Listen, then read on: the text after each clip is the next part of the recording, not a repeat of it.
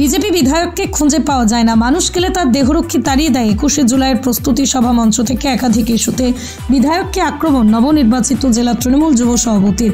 পাল্টা বিজেপি বিধায়ক তুঙ্গে তরজা। বছর ঘুরলেই বিধানসভা নির্বাচন, তার প্রাক্কালে 21শে জুলাইকে কেন্দ্র করে প্রস্তুতি সভায় সংগঠনকে চাঙ্গা করার মরিয়া প্রয়াস তৃণমূল নেতৃত্বের। বিজেপির ঘাঁটি ভেদ করতে মঞ্চ থেকে বিধায়ককে একাধিক ইস্যুতে তীব্র আক্রমণ নবনির্বাচিত জেলা যুব তৃণমূল সভাপতির।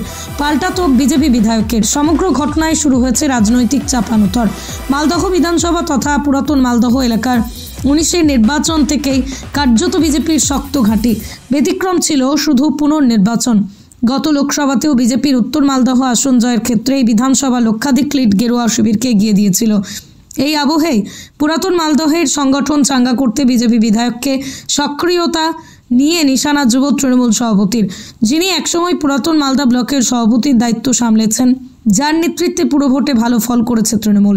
যুব সভাপতির অভিযোগ, এলাকায় বিধায়ককে খুঁজে পাওয়া যায় না, মানুষ প্রয়োজনে দেখা করতে গেলে নিরাপত্তা রক্ষীরা দুর্ব্যবহার করে।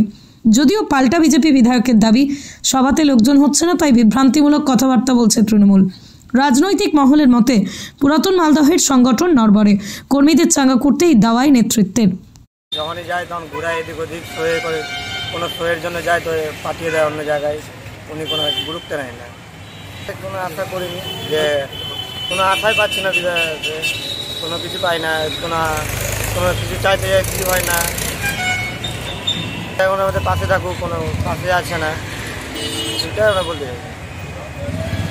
এলাকায় তো দেখতে পাই না, কারণ আমরা ভেবেছিলাম বিধায়ক হিসাবে ওনাকে নির্বাচন করে খুব ভালো একটা জায়গায় নিয়ে যাবে বা পাশে থাকবে, সাথে থাকবে, কিন্তু সেই হিসাবে দেখি যে বিধায়ককে নির্বাচনে জিতিয়ে তাকে জয়যুক্ত করে আমাদের সেটা ভুল হয়েছে।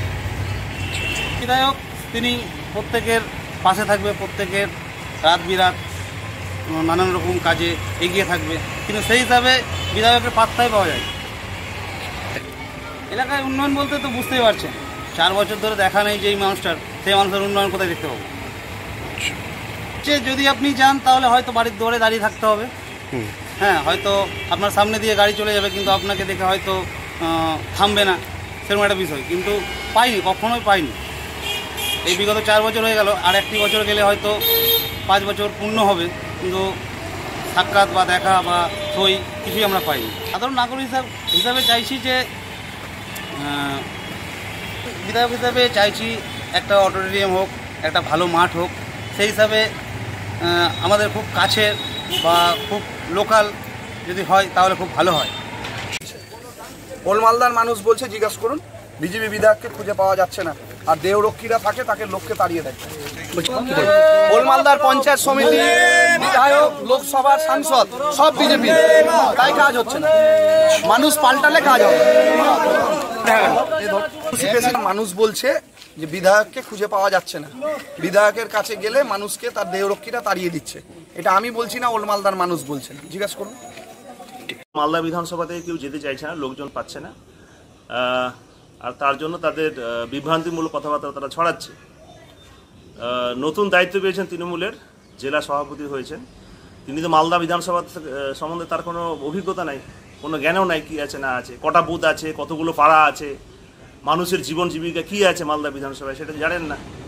উনি কালকে অভিযোগ করেছেন মিটিংয়ে তৃণমূলের, যে মালদা বিধানসভা বিধায়ককে খুঁজে পাওয়া যায় না। উনি জানেন উনি থাকেন কোথায়, ওনার বাড়ি কোথায়? মালদা বিধানসভাতে। উনি তো বহিরাগত লোক, এখানকার লোক তো তিনি না। উনি ভোটার কোথাকার? মালদা বিধানসভার তো না। উনি ভোটার হচ্ছেন ইংলিশ বাজারের, উনি ইংলিশ বাজারের কাউন্সিলর আছেন, উনি ইংলিশ বাজার নিয়ে ভালো জানবেন, মালদা বিধানসভা নিয়ে কীভাবে জানবেন উনি বলেছেন বিধায়ককে খুঁজে পাওয়া যায় না। আরে বিধায়কের বাড়ি মালদা বিধানসভাতেই, প্রতিদিন বিধায়ক সার্ভিস দেয় মানুষের।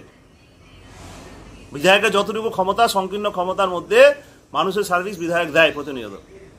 উনি বলেছেন বিধায়কের সার্টিফিকেট পাওয়া যায় না। এই সমস্ত বিভ্রান্তিমূলক কথাবার্তা উনি বলেন কেন মানুষকে?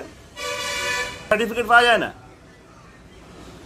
কোনো মালদা বিধানসভার কোনো ভোটার, আমার বিধানসভার কোনো ভোটার বলতে পারবে না যে বিধায়কের কাছ থেকে যে বিধায়ক আমাকে সার্টিফিকেট দেয়। এরকম রং দেখে কাজ করি না। আর উনি যে পার্টির বিলং করেন, সে পার্টির নেতারা রং দেখে কাজ করে। গোপাল চন্দ্র সাহা বিধায়ক রং দেখে কাজ করে না। আর আমার সিআইএসএফ সিকিউরিটি আছে, সেন্ট্রাল গভর্নমেন্ট সিআইএসএফ সিকিউরিটি দিতে বাধ্য হয়েছে, ওনারা তো কোনো সুরক্ষা দিতে পারেন না। 21 নির্বাচন আগে কি হয়েছিল আপনারা জানেন না? একজন বিধায়ককে যদি গুলি করতে পারে দুষ্কৃতীরা, যে মানুষের সুরক্ষা বলতে কি আছে? রাজ্য সরকার তো সুরক্ষা দিতে ব্যস্ত বিধায়ককে। আমি তো মারা যেতাম। ভগবানের আশীর্বাদে, প্রভুর আশীর্বাদে দাঁড়িয়ে কথা বলছি, বসে কথা বলছি। আচ্ছা, সুরক্ষা বলতে কি আছে? পশ্চিমবাংলায় কোনো সুরক্ষা আছে কারো? আর আমার যে সিকিউরিটি আছে, সিআইএসএফ সিকিউরিটি আছে, তারা মানুষের সাথে খারাপ ব্যবহার করে। ওদের কাজ এটা। মানুষ বলতে হবে মালদা বিধানসভার লোক উনি এই সমস্ত মিথ্যা কথা বলে মানুষের মধ্যে বিভ্রান্তি ছড়ান কেন করছেন এই সমস্ত? তিনি সামনে নির্বাচন আসছে, তাই হাওয়া গরম করতে চাইছে মালদা বিধানসভায়। আর এইসব হাওয়া গরম করে কোনো লাভ হবে না। মালদা বিধানসভার মানুষ বিজেপির সঙ্গে আছে। তৃণমূলকে খুঁজে পাওয়া যাবে না মালদা বিধানসভাতে। সামনে যে বিধানসভা নির্বাচন আছে, সে নির্বাচনে টিএমসিকে এখানে খুঁজে পাওয়া যাবে না। লড়াই তো দূরের কথা, আমি চ্যালেঞ্জ করে বলছি তাকে। মানে হিম্মত থাকে, দম থাকলে লড়ুক এখানে এসে।